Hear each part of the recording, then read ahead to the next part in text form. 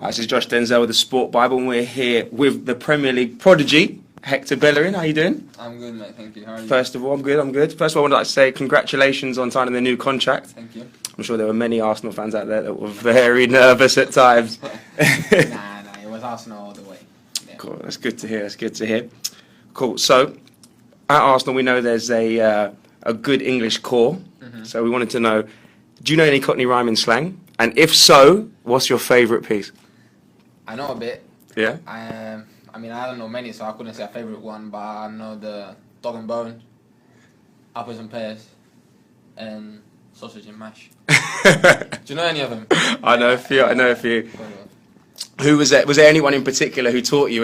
Yeah, it was my kit man when I first got into the under-18s. His name is Dennis Rockwell, and he told me, Hector, do you know about Cockney? I was like, no, what's that? He's like, oh, it's a rhyming language that we have in a part of London, and he taught me a few of it. And then one day in a cash point as well, I saw in the language you could choose Cockney, so I used it, and that's when I learned the sausage and mash.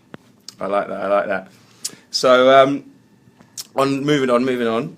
If Hector Bellerin could have one superpower, what would it be and why? It'd be to change what people are thinking at that same moment. Yeah? I think that'd be a cool one. Cool. How comes? Why would you think that? I don't know. Imagine you're talking to anyone and they don't like you, and you could change that straight away. Sounds good. Do people not like you? Mean, you could get good girls like that. I'm joking. But I think it's a good superpower. Yeah? Cool. We like that. And we know you're into Call of Duty. You know, it's fighting essentially. But a different kind of fighting is UFC. Yeah. Are you into the UFC? You watch that? Yeah, I mean, obviously I watch the McGregors and all of that, yeah. Okay, so at the Sport Bible, we get a lot of people swaggering into the office doing the McGregor. I'm sure you know what it's like. Could you do a McGregor impression? Nah. Or would you do it for your next celebration? I mean, if I ever score and if I remember, I could do it, but okay, I will try. Okay, well, that's a promise. I have to score first anyway. So. I'm sure it won't be too long. Hopefully not. Okay. You know, you got a bit of time off training with this injury, unfortunately. You've got a day off training, no matches, no football. What does a typical day in the life of Hector Bellerin?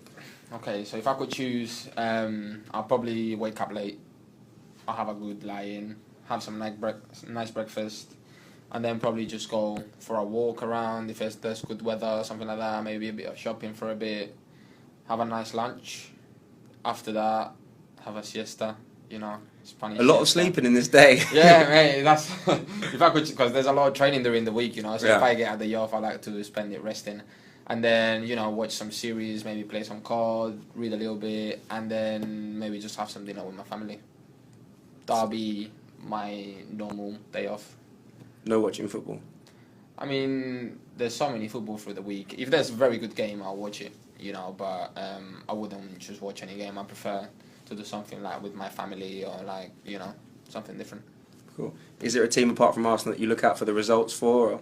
Well, Betis. You know, that's my dad's team since he grew up, and he kind of like made me be a Betis fan when I was a kid. You know, he bought me the t-shirts even if I didn't want to wear them. I had to. You know, you had no choice. Yeah, so yeah, I kind of look up to them, and I got a few players from my national team that play there as well. So it's also good to see how they're doing. Okay, cool. And you've been in a number of change rooms from Spain to within England, Arsenal. Are there any change rooms or any players in any changing rooms that have any particularly bad habits or, you know, any bad things that they do that really gets on your nerves? Not really, but I have to say, obviously my locker is next to Danny Welbeck's, right? Because he's number 23, I'm number 24. And he always keeps putting stuff in my place because he always gets boxes, like shoe boxes and stuff like this. And I go into my locker room and sometimes it's a mess. And I'm not even there. You know, I'm like, Danny, what's wrong with you? You know, you've got your own space, so just put it there. But, I mean, I can't say anything else. I mean, every single dressing room that I've been has always been really cool, really good atmosphere. So, I mean, I can't, like, blame anyone for anything, really. So you're not calling anyone out? Nah, I can't do that. I'm not Keep that it guy. neutral. I'm not that guy, yeah. Okay, cool. You know, we mentioned that you're currently out injured, so, you know, let's think positive. What's the best moment that you've had so far in your career on the football pitch? Probably winning the FA Cup. Which time?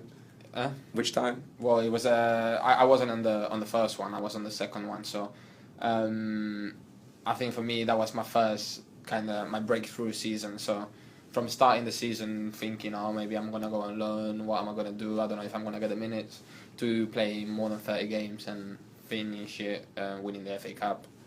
That was the best moment for me, 100%. Brilliant. Cool. So, obviously, Arsenal have made some big signings over the last few years and had a few players come through the ranks in the academy. But what would be the one player you'd like to see signed for Arsenal, past or present? If I could choose anyone. Anyone, you can bring them back. I mean, I probably would resign Thierry. You know, I think It's a good choice. Everyone would agree with me. To be fair, but yeah, that'd be the one. If I could bring him back, it'd be him. 100%. So prime Thierry Henry back at Arsenal. Yeah.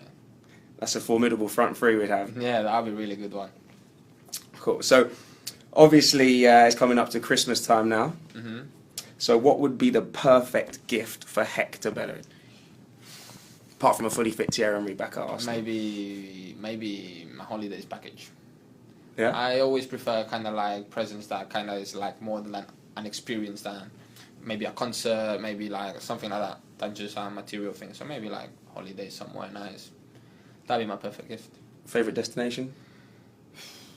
Really enjoyed Thailand a few years ago. I thought it was really nice. So probably that'd be a nice destination to go. I got somebody else. I don't know. Probably my playing shirt. It was actually my debut shirt.